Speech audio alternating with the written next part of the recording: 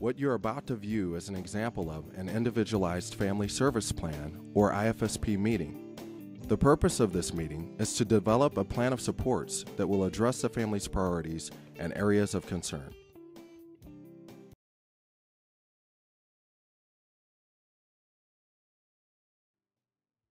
Well, so now as a team, let's look at the service plan and what we said that we wanted to accomplish for Bree, and think about what other resources or community services that we can put in place to help. The service plan is written after all the family-centered functional outcomes are developed. The service plan identifies the type of services that will support the family in reaching their family-centered functional outcomes.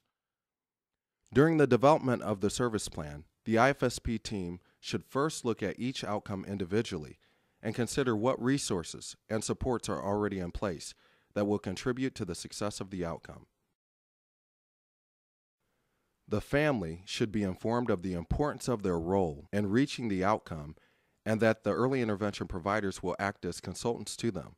Once the early intervention and non-early intervention resources and supports are identified as they relate to each outcome, the team must come to consensus and agree upon the intensity, frequency, duration, and location for all early intervention services on the IFSP. Services that are delivered in a natural learning environment allow family participation and learning opportunities that assist with the carryover of strategies. Services in a natural learning environment also empower families and enhance their competence and confidence that they can help their child achieve the identified outcomes. Each IFSP must include a statement of the natural environments in which early intervention services will be provided, and a justification of the extent, if any, to which the services will not be provided in a natural environment. Now let's take a listen to how the team discusses the resources that may be necessary to support one of Bree's family-centered functional outcomes.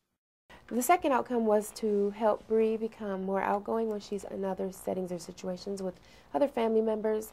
So in that area, we want to talk about what resource would be useful to help with that. We talked about the parent liaison and connecting with her to get out into the community and get some community resources. Are there any other resources that we think would be helpful? Well, I think that a speech therapist really might be appropriate, as well as some of the community resources that are out there. Okay. Yeah, I think you could definitely put enough. speech down. Okay. I'm wondering, I know that there aren't any specific concerns related to cognitive development or really any delays in social development, but I'm wondering if we want to think about having a developmental therapist on there as a resource. Okay. And which one of you is the developmental therapist? That's me, and really from my perspective, that would really depend upon what you all think in terms of supports.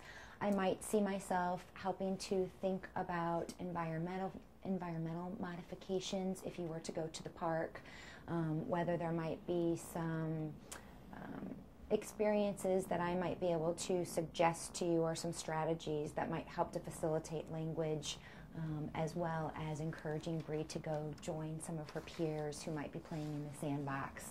So I would see myself as more of a consultant for you, just offering you some suggestions that you might not consider. I don't feel right now that we need to add occupational therapy.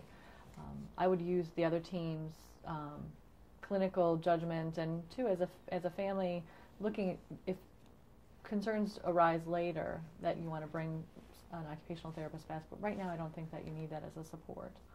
What do you think? I would agree with that. Okay. Yeah. Is there any reason that any of us feel like this can't be done in the natural setting? No, I mean, I think that you do such a wonderful job of taking advantage of what's in the community. I know that having a new baby has presented some challenges, but that also might be something that we might offer some ideas and suggestions on how to navigate the park with 2 kids. Well, I mean, I don't want to always have to go to the park all the time. I mean, is that what? Well, it can also occur here in your home. Oh, Yeah. okay. Yeah, absolutely. Good. That's one bridge we wanted to have for Bree, is that we can start to open the door to other things. But the support person that'll be coming to your home will give you activities that you can do throughout your day, not just at the park. You know, are there places that you used to be able to go and spend time at that you aren't able to anymore, but you want to get back there? Oh. Church. Yeah. Church. Church. Yeah. Yeah.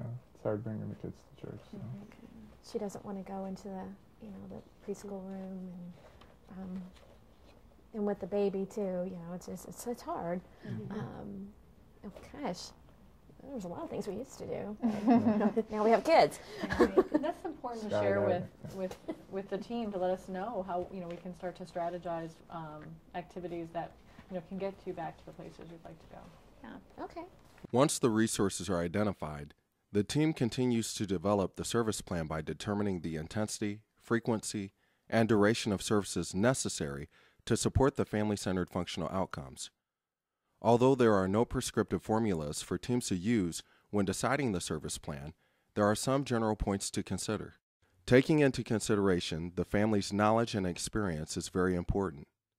Many times when a family is new to early intervention, they may need more family education, training, and support. If a parent is a first-time parent entering the system, they may need more education related to basic child development than a parent that has a few older children. Having knowledge and understanding of supports and resources already in place is always key in the development of the service plan. Another factor is the child's age. If a child is 3 months old, they may not be able to tolerate the same intensity and frequency that a 2-year-old would. If a child has medical or health conditions, it may not be safe for the child to receive intense intervention. Whenever a child is medically involved, it is very important to have a close working relationship with the doctors and medical specialists working with the child. Overall developmental status is also important to think about when determining the best service plan. More therapy may not necessarily help to achieve outcomes beyond the child's overall developmental status. Functional deficits should be considered to best understand the natural developmental progression related to the deficit. Some examples would include a specific motor deficit, a vision deficit, or a hearing loss. Remember, each child and family's plan is individualized to meet their unique concerns and priorities and address their specific family-centered functional outcomes. Before we excuse everyone, I wondered if anybody had any other questions. Me, I think we came up with a plan, which is great. I mean, I think it's just, we've been frustrated. At least it looks like now there's some end point, which is good. And I appreciate all you guys. I mean, I wish our doctor would have told us all this. Yeah. I didn't even know this existed. Yeah. But the important thing is that you're here today, so we can get started from here. Okay. Remember, the IFSP is not just a document, but it is a process. The IFSP process can provide resources for families that they may not have otherwise known about. However, remember, as we said earlier, families may be overwhelmed by the information that is shared at an IFSP meeting, and providers should make every effort to make the family feel comfortable as they begin this journey.